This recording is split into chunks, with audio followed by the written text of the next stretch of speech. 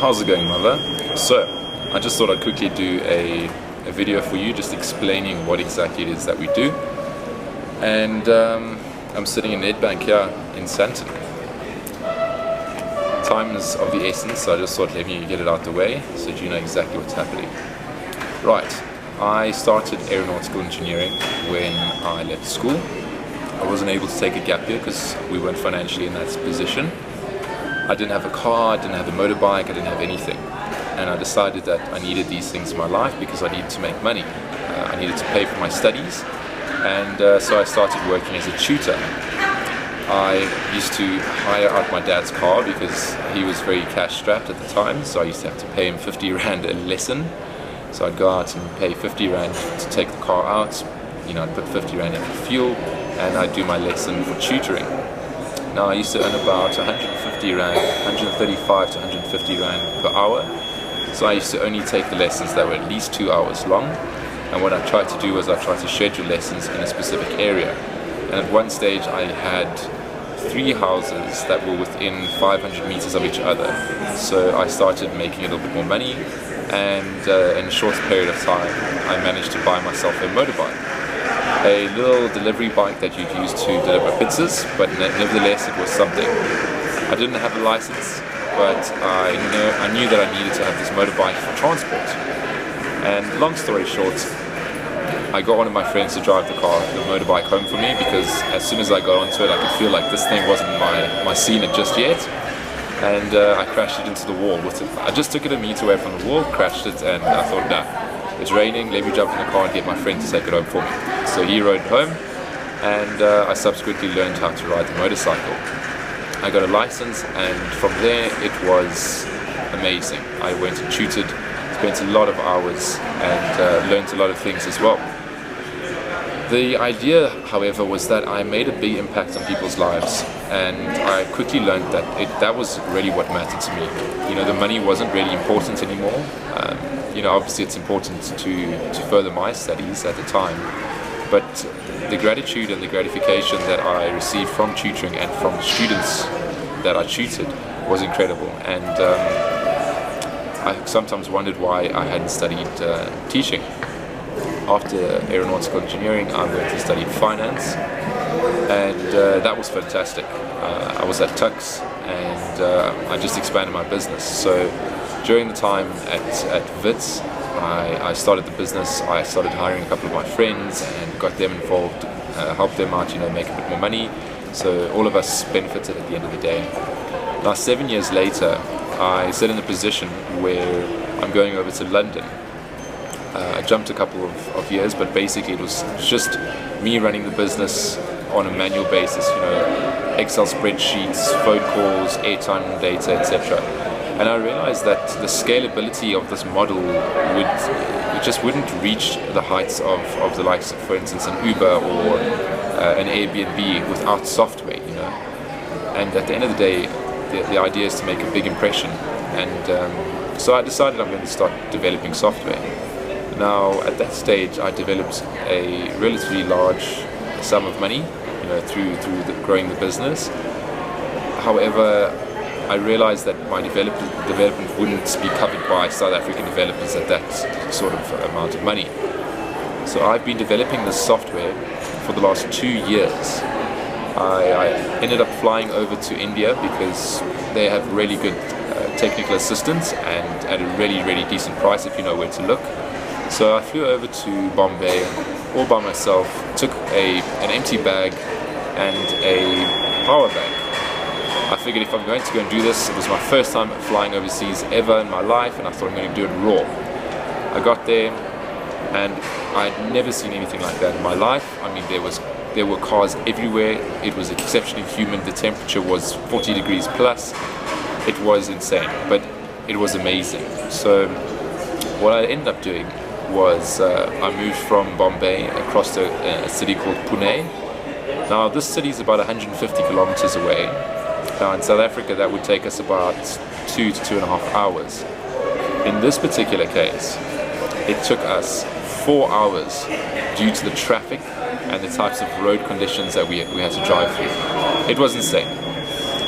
Needless to say, we got there, and the driver and I had a lovely conversation. We learnt about the richest guy in India. His name is Mukesh Ambani. He owns a company called Reliance, and they literally have monopolized a lot of the marketplace in India. They only specify an Indian market, and I just thought I'd give you a bit of background on that for a later part of the story. So anyways, I went across to India, I sat with the development team, and I sat for 8 months. I was there for a month, explaining everything from wireframes to functionalities to future foresights, roadmaps, etc. You know, there was a lot of information that I needed to share with them in a very short period of time. Whilst I was there, I bumped into somebody who'd worked for these Ambanis, and he subsequently introduced me to the executive team at the Reliance, it's called the Dhirubhai Ambani International School. Now, Dhirubhai Ambani is the guy who started Reliance. That is Mukesh, who's the current CEO's father. Now, he was a teacher, and his grandfather was a teacher, and Dhirubhai wasn't interested in schooling, and he went into business straight away. He was involved in the stock markets on a very small basis, and he eventually just grew into polyester, and he backward integrated everything from fuels to plastics to clothing, food chains, etc. He made a massive business. It's over $150 billion business at the end of the day. So meeting an executive from that sort of organization was incredible, you know, especially in a foreign country. Long story short, they started a company called Jio, and Jio is a smartphone that they've launched into the market. And what they did was they launched their SIM card into the market at the same time. Now, the SIM card they released at first was a bit of a dud because Mukesh Ambani's brother kind of messed things up in that business. So Mukesh took over, and he gave the SIM card with unlimited data, unlimited phone calls, and unlimited SMSs away for free. And at that stage you will be paying about 6,000 rupees, which is about, it's a 4-to-1 ratio, 4 or 5-to-1 ratio, so you could say about 1,200 to 1,500, 1,600 rand. Now, looking at that number at 6,000 rupees, within 6 months it was so successful that they continued it for another 6 months. They were so successful that they took 80% of the market. That is 80% of the telecom market in the entire country of India. 1.4 billion people. So now the prices in the marketplace have dropped from 6,000 rupees in the monopolized market to around about 200 to 400 rupees. That works out at about 40 to 50 rand a month for unlimited data, unlimited calling, and unlimited SMS. So this sparks an idea for me. I thought, why not partner with a company like this? Why not use their existing database of customers and offer them a solution, an educational solution that they could use on their phones? So the idea would be that with ThinkBrainwave, teachers could jump online, they could create their lessons in class or after class, they would record these lessons, they would do it live, so students could jump online and watch these lessons live, and they could also watch these lessons as pre-recorded lessons later on, you know, in preparation for tests or exams. So we got chatting and it got very interesting, and we sit 2 years later, and I'm now going over to London, and I'll more than likely be speaking with them to go and further this idea. So now the government has approached me in the Department of Trade and Industry, and they'll be paying for me to go, or not 100% of the way, but they'll be paying about 50 to 70,000 rand for me to go over to London and, you know, expose my product to the international market. Now, we'll be using this as a gauge to see how effective these expos are. It's called BETT, it's B-E-T-T, and it's the biggest education expo in the world. It's like going to the Grammys, or it's like going to Cannes Festival. It's really big.